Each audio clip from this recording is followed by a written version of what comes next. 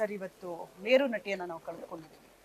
ಯಾಕಂದ್ರೆ ನನ್ನ ಲೆಕ್ಕದಲ್ಲಿ ಭಾರತ ಚಿತ್ರರಂಗ ಡೆಫಿನೆಟ್ ಆಗಿ ಇವರೊಂದು ಮೊದಲಿಗೆ ಸ್ಟ್ಯಾಂಪ್ ಓದ್ತಿದ್ದ, ಆಮೇಲೆ ತುಂಬಾ ಫಸ್ಟ್ ಗಳಿಗೆ ಇವರು ಕಾರಣ. ಎಷ್ಟು ಭಾಷೆ ಚಿತ್ರ ಮಾಡಿದೆ ಅಂತ ಹೇಳಕ್ಕಾಗಲ್ಲ, ಅಷ್ಟು ಭಾಷೆಯಲ್ಲಿ ಆಕ್ಟ್ ಮಾಡಿದ್ದಾರೆ. ಎಲ್ಲ ಟಾಪ್ ಹೀರೋಸ್ಗಳು ನನ್ನ ಲೆಕ್ಕದಲ್ಲಿ ಇವ್ರ ಡೇಟಿಗೆ ಕಾಯ್ತಾ ಇರೋಂಥ ಟೈಮ್ ಇತ್ತು. ಯಾಕಂದ್ರೆ ಪ್ರತಿಯೊಬ್ಬರು ಟಾಪ್ ಸ್ಟಾರ್ಗಳು ಅವರವ್ರ ಭಾಷೆಯಲ್ಲಿ ಮಾತ್ರ ಮಾಡ್ತಾ ಇದ್ದಿತ್ತು ಕಾಲ ಅದು. ಇವ್ರು ಎಲ್ಲ ಭಾಷೆಯಲ್ಲಿ ಮಾಡ್ತಾ ಇದ್ರು. ಆಮೇಲೆ ಡೆಡಿಕೇಶನ್,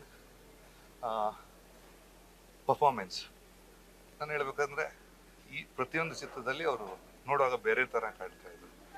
ನೀವು ಅವರನ್ನ ಭೇಟಿ ಮಾಡಿದ್ದೇನಾದ್ರೂ ನೆನಪಿದೆಯಾ? ಇಲ್ಲ, ನಾವು ಭೇಟಿ ಆಗ್ತೇವೆ. Basically family friends. ಅವರ ಮಗಳು ಹಳ್ಳಿ ನಮ್ಗೆ ತುಂಬಾ ಹತ್ರ. ಸೊ ಸಿಗ್ತಾ ಏನು ಹೇಳ್ತಾ ಇದ್ರು ಸರ್ ಭೇಟಿಯಾದಾಗ? ಇಲ್ಲ, ಕ್ಯಾಶುವಲಿ ಕುಶಲ ಒಬ್ಬರು, ಏನು ಬೇರೆ ಚಿತ್ರರಂಗದ ಬಗ್ಗೆ ಮಾತು ಕಮ್ಮಿ ಇರ್ತಿದೆ.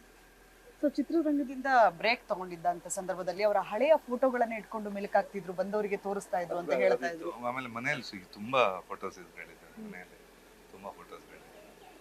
ಅಫ್ಕೋರ್ಸ್ ಅದು ಅವ್ರ ಮತ್ತೆ ಟೈಮ್ ಅದು ಈಗ ಚೇಂಜ್ ಆಗಿದೆ. ಆಮೇಲೆ ಆ ಟೈಮಲ್ಲಿ ಫೋಟೋಸ್ ಇರೋದೇ ದೊಡ್ಡ ವಿಷಯ ಇದ್ದಿತ್ತು. ಈಗ ಫೋನಲ್ಲಿ ಕ್ಯಾಮ್ರಾ ಇತ್ತು, ಆಗ ಒಂದು ಕ್ಯಾಮ್ರಾ ತರಿಸ್ಬೇಕಾದ್ರೆ ಎಕ್ಸ್ಪೆನ್ಸಿವ್ ಇತ್ತು. ಸರ್, ಸ್ಕ್ರೀನ್ ಪ್ರೆಸೆನ್ಸ್ ಅನ್ನೋದು ಒಂದ್ ಕಡೆ ಆದ್ರೆ, ಇವರು ನಾರ್ಮಲ್ ಆಗಿ ನ್ಯಾಚುರಲ್ ಆಗಿ ಅವ್ರು ಬಂದು ಸ್ಕ್ರೀನ್ ಪ್ರೆಸೆನ್ಸ್ ಅನ್ನೋ ರೀತಿಯಲ್ಲಿ ಇರ್ತಿತ್ತು. ಅವ್ರು ಯಾವಾಗ್ಲೂ ಕೂಡ ಅದೇ ಪ್ರೆಸೆನ್ಸ್ ಅಲ್ಲಿ ಕಾಣ್ತಾ ಇದ್ರು ಎಲ್ಲರಿಗೂ ಕೂಡ. ಆಗ ನಿಮ್ಗೆ ಇವತ್ತಿನ ತರ ಫಾರಿನ್ ಲೊಕೇಲ್ಸ್ ಡ್ಯಾನ್ಸರ್ಸ್ ಎಲ್ಲ ಅಗತ್ಯ ಇರಲಿಲ್ಲ. ಬರೀ ಮುಖದಲ್ಲಿ ಎಕ್ಸ್ಪ್ರೆಷನ್ ಕೊಟ್ಟು ಸಾಂಗ್ ಅನ್ನ ನೋಡೋ ತರ ಮಾಡ್ತಾ ಇದ್ರು. ಆ ಲೆವೆಲ್ ಕಲಾವಿದರು.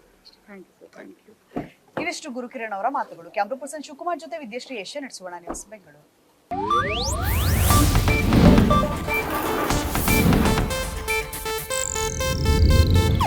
ಇದು ಏಷ್ಯಾನೆಟ್ ನ್ಯೂಸ್ ನೆಟ್ವರ್ಕ್ ಪ್ರಸ್ತುತಿ.